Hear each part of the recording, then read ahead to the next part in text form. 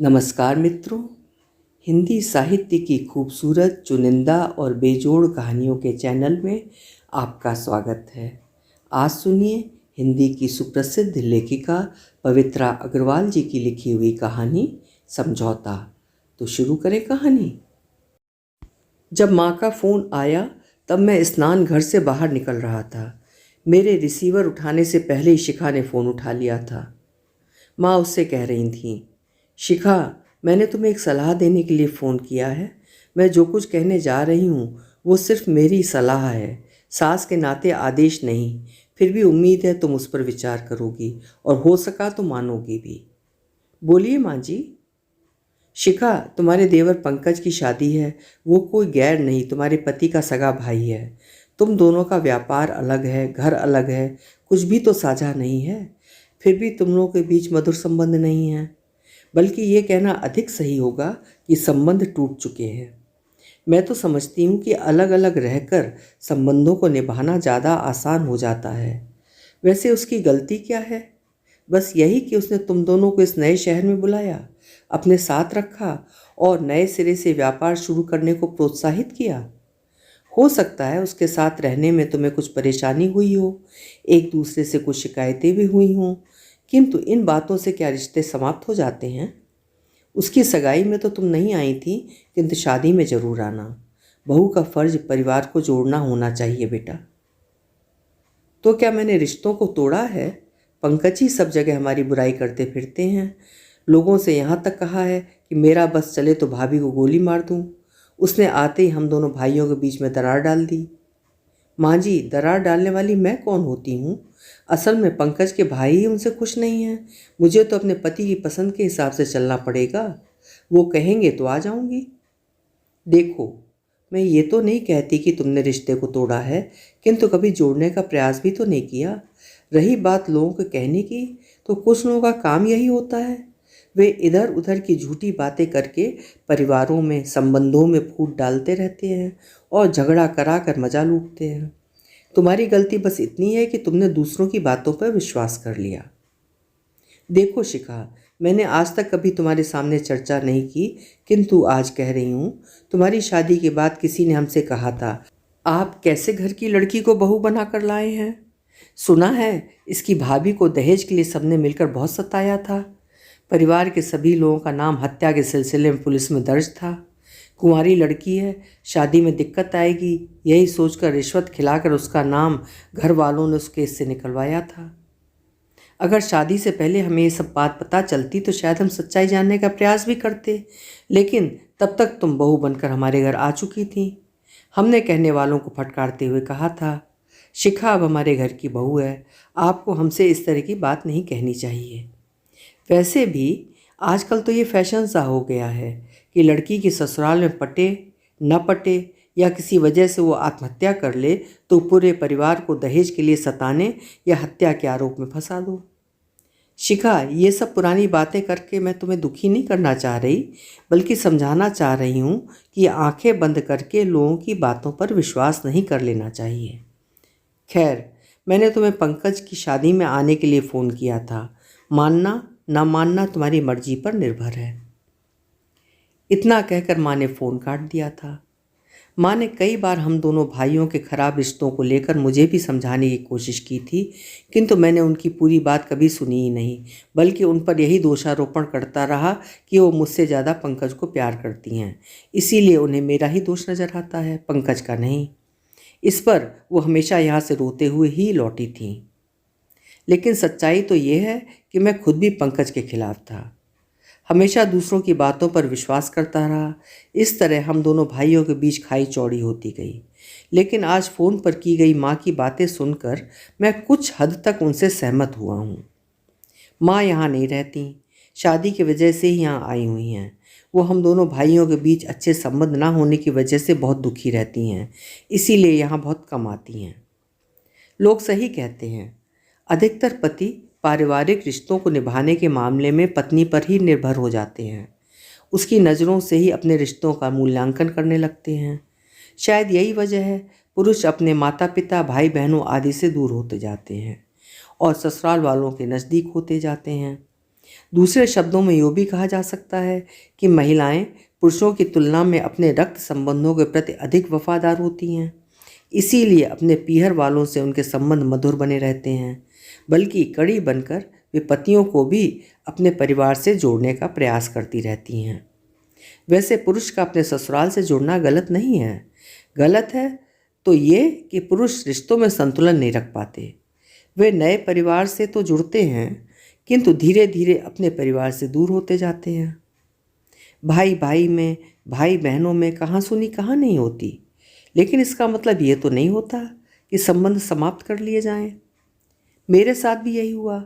जाने अनजाने में पंकज से ही नहीं, मैं अपने परिवार के अन्य सदस्यों से भी दूर होता चला गया। सही मायने में देखा जाए तो संपन्नता व कामयाबी के जिस शिखर पर बैठकर मैं व मेरी पत्नी गर्व महसूस कर रहे हैं, उसकी ज़मीन मेरे लिए पंकज ने ही तैयार की थी। उसके पूर्ण सहयोग और प्रोत्साहन के बिना अपनी पत्नी के साथ मैं इस अजनबी शहर में रहने व अल्प पूंजी से नए सिरे से व्यवसाय शुरू करने की बात सोच भी नहीं सकता था। उसका आभार मानने के बदले मैंने उस रिश्ते को दफन कर दिया। मेरी उन्नति में मेरे ससुराल वालों का 1% भी योगदान नहीं था, किंतु धीरे धीरे वही मेरे नज़दीक होते गए। दोष शिखा का नहीं, मेरा था। मैं ही अपने निकटतम रिश्तों के प्रति ईमानदार नहीं रहा। जब मैंने ही उनके प्रति उपेक्षा का भाव अपनाया तो मेरी पत्नी शिखा भला उन रिश्तों की कदर क्यों करती? समाज में साथ रहने वाले मित्र, पड़ोसी, परिचित सब हमारे हिसाब से नहीं चलते। हम में मतभेद भी होते हैं, एक दूसरे से नाखुश भी होते हैं, आगे पीछे एक दूसरे की आलोचना भी करते हैं, लेकिन फिर भी संबंधों का निर्वाह करते हैं, उनके सुख दुख में शामिल होते हैं। फिर अपनों के प्रति हम इतने कठोर क्यों हो जाते हैं? उनकी जरा जरा सी त्रुटियों को बढ़ा चढ़ा कर क्यों देखने लगते हैं? कुछ बातों को नज़रअंदाज क्यों नहीं कर पाते? तिल का ताड़ क्यों बना लेते हैं? मैं सोचने लगा, पंकज मेरा सगा भाई है। यदि जाने अनजाने उसने कुछ गलत किया या कहा भी है तो आपस में मिल बैठकर मतभेद मिटाने का प्रयास भी तो कर सकते थे। गलत फहमियों को दूर करने के बदले हम रिश्तों को समाप्त करने के लिए कमर कस लें, ये तो समझदारी नहीं है। असलियत तो ये है कि कुछ शातिर लोगों ने दोस्ती का ढोंग रचाते हुए हमें एक दूसरे के विरुद्ध भड़काया, हमारे बीच की खाई को गहरा किया। हमारी नासमझी की वजह से वे अपनी कोशिश में कामयाब भी रहे, क्योंकि हमने अपनों की तुलना में गैरों पर अधिक विश्वास किया। मैंने निर्णय कर लिया कि अपने फैसले मैं खुद लूँगा। पंकज की शादी में शिखा जाए या न जाए, किंतु मैं समय पर पहुंचकर भाई का फर्ज निभाऊंगा। उसकी सगाई में भी शिखा की वजह से ही मैं तब पहुंच पाया जब प्रोग्राम समाप्त हो चुका था। सगाई वाले दिन मैं जल्दी दुकान बंद करके घर आ गया था, लेकिन शिखा ने कलह शुरू कर दी थी। वो पंकज के प्रति शिकायतों का पुलिंदा खोलकर बैठ गई थी। उसने मेरा मूड इतना ख़राब कर दिया था कि जाने का उत्साह ही ठंडा पड़ गया। मैं बिस्तर पर पड़ा पड़ा सो गया था। जब नींद खुली तो रात के 10 बज रहे थे। मन अंदर से कहीं कचोट रहा था कि तेरे सगे भाई की शादी है और तू यहाँ घर में पड़ा है। फिर मैं बिना कुछ विचार किए देर से ही सही पंकज के घर चला गया था। मानव का स्वभाव है कि अपनी गलती ना मानकर दोष दूसरों के सिर मढ़ देता है, जैसे कि ये दोष मैंने शिखा के सिर मढ़ दिया। ठीक है, शिखा ने मुझे रोकने का प्रयास अवश्य किया था, किंतु मेरे पैरों में बेड़ी तो नहीं डाल दी थी। दोषी मैं ही था। वो तो दूसरे के घर से आई है। नए रिश्तों में एकदम से लगाव नहीं होता। मुझे ही कड़ी बनकर उसको अपने परिवार से जोड़ना चाहिए था, जैसे उसने मुझे अपने परिवार से जोड़ लिया है। शिखा की सिसकियों की आवाज़ से मेरा ध्यान भंग हुआ। वो बाहर वाले कमरे में थी। वो नहीं जानती थी कि मैं स्नान करके बाहर आ चुका हूँ और दूसरे फ़ोन पर माँ व उसकी पूरी बातें सुन चुका हूँ। मैं सहजता से बाहर गया और उससे पूछा, शिखा रो क्यों रही हो? मुझे रुलाने का ठेका तो तुम्हारे घर वालों ने ले रखा है। अभी आपकी माँ का फ़ोन आया था। आपको तो पता है ना, मेरी भाभी ने आत्महत्या की थी। आपकी माँ ने आरोप लगाया है कि भाभी की हत्या की साजिश में मैं भी शामिल थी। कहकर वो ज़ोर ज़ोर से रोने लगी। बस यही आरोप लगाने के लिए माँ ने फ़ोन किया था? उनके हिसाब से मैंने रिश्तों को तोड़ा है, फिर भी वो चाहती हैं कि मैं पंकज की शादी में जाऊं। मैं शादी में हरगिज़ नहीं जाऊंगी। ये मेरा अंतिम फैसला है। तुम्हें भी वहाँ नहीं जाना चाहिए। सुनो, हम दोनों अपना अपना फैसला करने के लिए स्वतंत्र हैं। मैं चाहते हुए भी तुम्हें पंकज के यहाँ चलने के लिए बाध्य नहीं करना चाहता था, किंतु अपना निर्णय लेने के लिए मैं स्वतंत्र हूँ। मुझे तुम्हारी सलाह नहीं चाहिए। तो तुम जाओगे? तुम्हारे व मेरे खिलाफ वो अब जगह जगह इतना जहर उगलता फिरता है, फिर भी जाओगे? उसने कभी मुझसे या मेरे सामने किसी से ऐसा नहीं कहा। लोगों के कहने पर हमें पूरी तरह विश्वास नहीं करना चाहिए।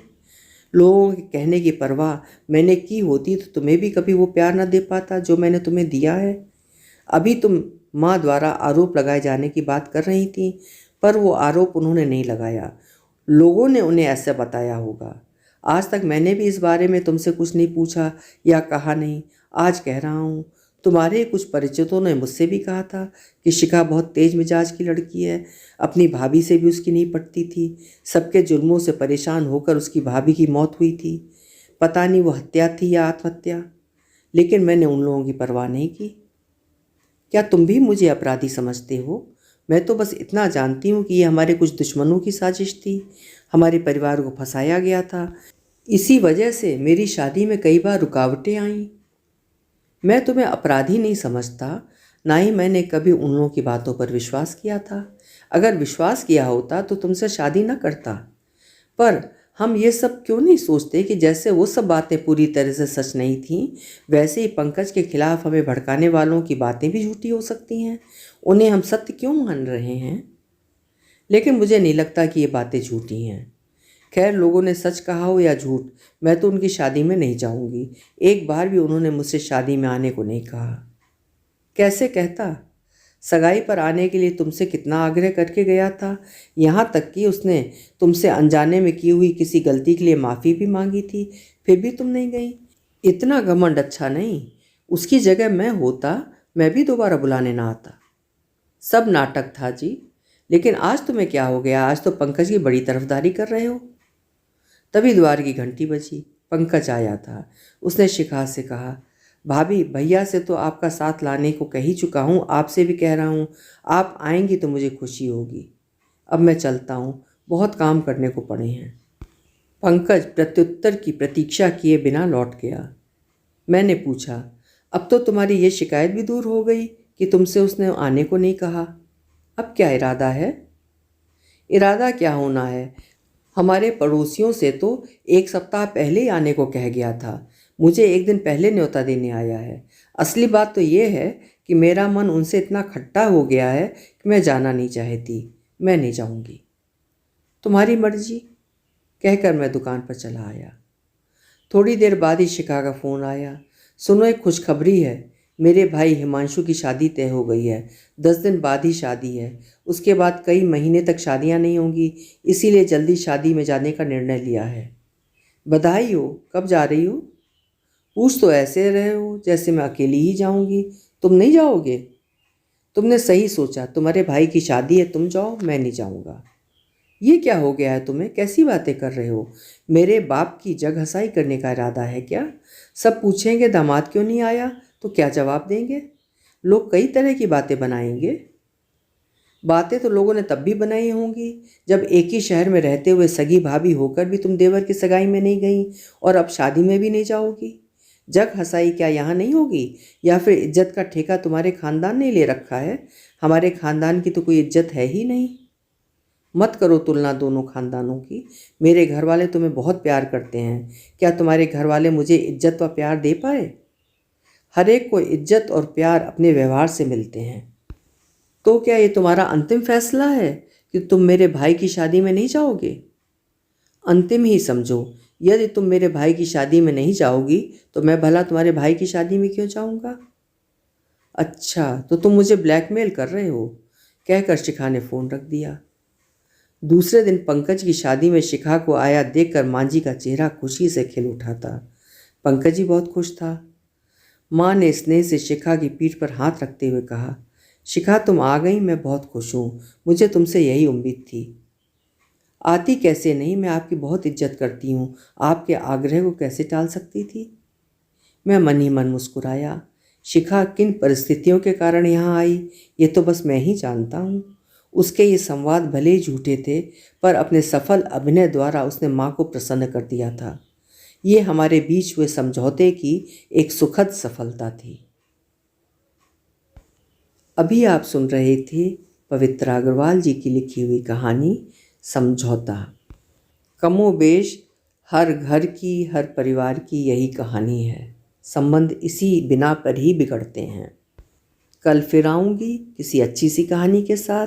आपका समय शुभ हो, मंगलमय हो।